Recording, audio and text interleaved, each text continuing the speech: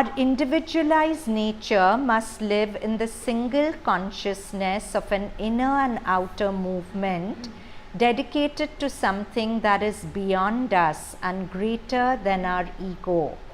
No matter what the gift or to whom it is presented by us, there must be a consciousness in the act that we are presenting it to the one divine being in all beings. Our commonest, our most grossly material actions must assume the sublimated character. When we eat, we should be conscious that we are giving our food to the presence inside us. It must be a sacred offering in a temple, and the sense of a mere physical need or self-gratification must pass away. Oh, and there's this beautiful, beautiful story. There was a woman who worked for the queen. The queen trusted her very much. While sweeping the queen's room, sometimes the woman found pearls or gold beads which would have fallen from the queen's several necklaces and other jewelry. She faithfully restored them to the queen. The queen was so pleased with her that she let her keep a few such precious things for herself. The woman's little son lived in his maternal uncle's house in a distant village. It was because the uncle was a teacher and a number of boys lived with him for their education. So this woman who worked for the queen, her son lived in his maternal uncle's house in a distant village, and one day the boy returned to his parents. At night he saw the pearls and gold beads his mother had stored.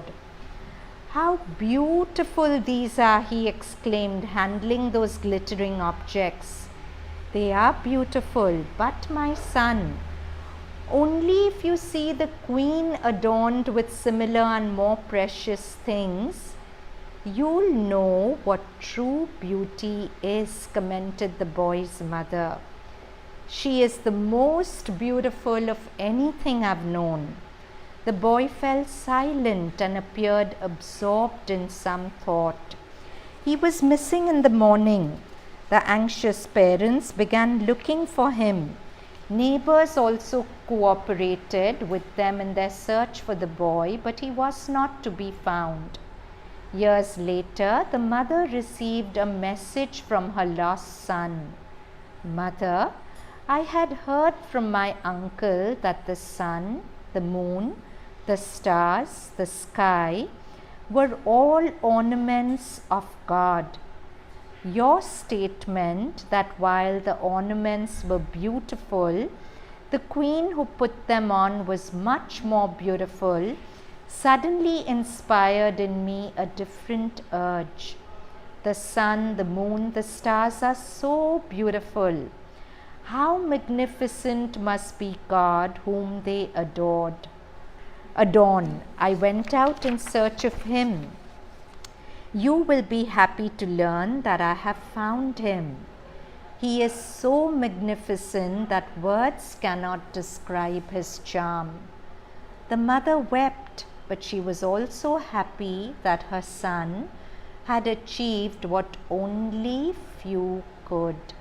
So, in this story, the ornaments are our objects of desire, what we were talking about. But when we get carried away by those ornaments, we should always remember that God is always more beautiful than any of them. Like he realized that the sun, moon, all are objects which adorn God, but God is so much more beautiful than any of them. The master of works does not wait till the end of a long and difficult journey to meet the seeker of yoga and put his secret or half-shown hand upon him and upon his life and actions. There are relations personal, intimate as life itself, sweet as love, encompassing like the sky, deep like waters, A friend walks at our side. A lover is with us in our heart's secrecy. A master of the work and the ordeal points our way. A creator of things uses us as his instrument. We are in the arms of the eternal Mother.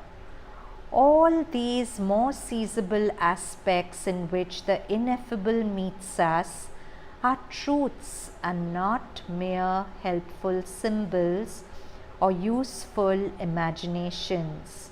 But as we progress, their first imperfect formulations in our experience yield to a larger vision of the one truth that is behind them.